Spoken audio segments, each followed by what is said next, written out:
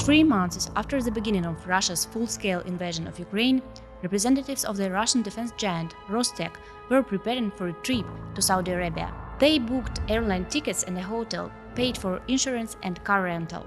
The trip was part of an ongoing arms trade deal, under which Russia was supposed to supply Saudi Arabia with air defense systems and missiles. A large leak of emails accessed by the Kyiv Independent contains these and other details about Russian arms exports. It reveals those countries that continue to buy weapons from Russia despite widespread sanctions and its aggression against Ukraine. The leak also reveals that Russian arms manufacturers go to great lengths to keep their exports even during the war. Arms trade has traditionally been one of the largest sources of Russia's export revenues, after oil and gas. But why would Moscow sell its weapons while waging a war? It turns out there are some pretty good incentives.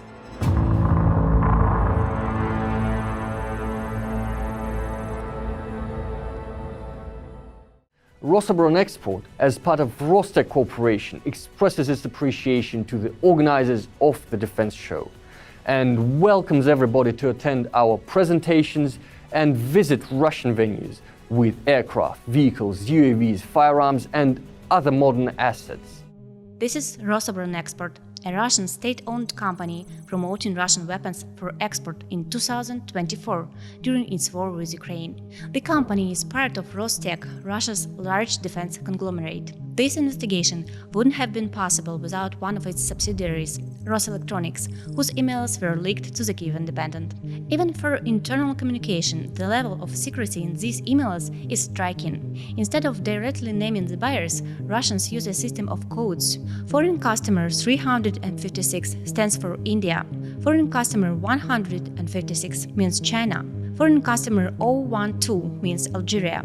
India, China and Algeria are the major buyers of Russian weapons, who, according to custom records, continued to deal with Rosoboronexport even in 2024. The customer that surprised us the most, though, was Saudi Arabia, a major buyer of US weaponry. Until recently, its arms trade with Russia had been kept a secret. As we learned through emails, in April 2021, Saudi Arabia ordered a supply of Russian air defense systems called Panzer. Worth €2 billion, the contract includes 39 Panzer systems capable of shooting down aircraft, drones and missiles. The contract also included hundreds of missiles, 10 command post carriers and other vehicles. To secure the contract, Saudi Arabia made an advance payment of €326 million in 2021, fueling the Russian military machine just 6 months before Russia's full-scale invasion of Ukraine. We could not track any further payments in the leak, as it doesn't extend beyond the middle of 2022. The import-export data shows that Saudi Arabia received the first Panzer parts from Russia at the end of 2023. Further evidence confirming the Panzer supplies surfaced in 2024. First, a Saudi soldier was photographed next to a Panzer with a training certificate in his hand.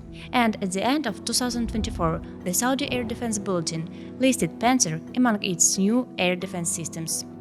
We reached out to Saudi Arabia's defense ministry for comment, but haven't heard back as of publication time.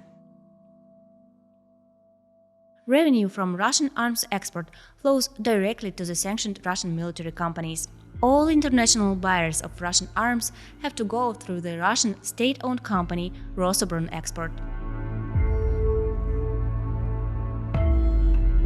The company controls all of Russian arms exports and acts as an intermediary between Russian arms manufacturers and foreign buyers. The Saudi Defense Ministry transferred its advance payment for Panzers directly to Rosoboronexport's account in the Russian state-owned bank Sberbank. Rosoboronexport first came under US sanctions in 2006 for its military cooperation with Iran. Since 2022, it has been sanctioned by a larger group of countries for its role in generating significant export revenues that fuel Russia's economy and military machine. The money from Rosoboronexport goes directly to Russian arms manufacturers. bolstering their ability to produce weapons, pay salaries, and invest in the development of new systems. In the case of the Panzer contract, the money paid by Saudi Arabia ended up in the hands of the subsidiaries of Rostec, a sanctioned Russian arms giant. Though it's vital for Russia to find new sources of revenue amid widespread sanctions and import bans, money wasn't the only reason for its trade with Saudi Arabia. The leaked emails revealed that Russia had a suspiciously keen interest in visiting Saudi Arabia's air defense facilities. Saudi Arabia is a major buyer of US weaponry and also buys arms from South Korea and EU countries, including air defense systems. In the leak, we found a document describing the Saudi-Russian meeting in October 2021 in Moscow. They mention an upcoming trip by the Russians to Jeddah in Saudi Arabia, scheduled for May 2022. While discussing it, the Russian side requested to visit Saudi air defense facilities, and the Saudis agreed. This means the Panzer contract brings the risk of Russia's becoming familiar with Western technologies. Саудівська Аравія, вона взагалі є одним із крупних таких експлуатантів Петріота. Там десь є 100 пускових установок. Якщо росіян допускали на такі чутливі об'єкти, то вони могли отримати певне розуміння, як ці західні системи працюють. Зазвичай ж американці так демонструють, що вони дуже чутливо ставляться до ризику передачі своїх технологій третім особам. Such access to Western military technology could help Russia understand better how certain weapon systems work and develop new strategies for countering them, both in Ukraine and potentially elsewhere. Though getting money and access to Western military tech in exchange for arms supplies seems like a good enough deal already, as a cherry on top, Russia also gets to strengthen its geopolitical ties through this cooperation. Russia sees arms sales as another tool of statecraft. It's a tactic. It's not independent of foreign policy. So of course, arms sales will strengthen bilateral ties between countries on a political level. It's a tool of influence from the Russian perspective.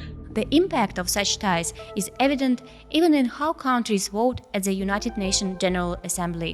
Saudi Arabia abstained from more than half of the UN votes for resolutions on Russia's war against Ukraine. Though the country voted for the withdrawal of Russian troops from Ukraine, it abstained from voting on remedy and reparation for aggression against Ukraine and many other resolutions. The voting of other countries that buy Russian weapons is even more evident. India, China, Algeria, Belarus, and Iran have not supported any resolution in support of Ukraine. Not a single one. Although Russia has been able to maintain some arms exports after 2022, the volume has fallen dramatically in recent years. Due to the Western sanctions, it has become both difficult and costly for Russia to import Western equipment and electronic components it still needs for defense production. Some reports also suggest that Russia deployed some of the weapons meant for export to the front line in Ukraine. This makes Russia an increasingly unreliable and risky partner. If sanctions remain in place, slowly but surely, they will continue decreasing Russia's ability to finance its military aggression. For more details about this, including a potential deal to assemble the Panzer systems in Saudi Arabia, visit our website kyivindependent.com. If you like this video, please like it and subscribe to our channel. And if you would like to support independent investigative journalism, please become a member of the Kyiv Independent. Thank you for watching.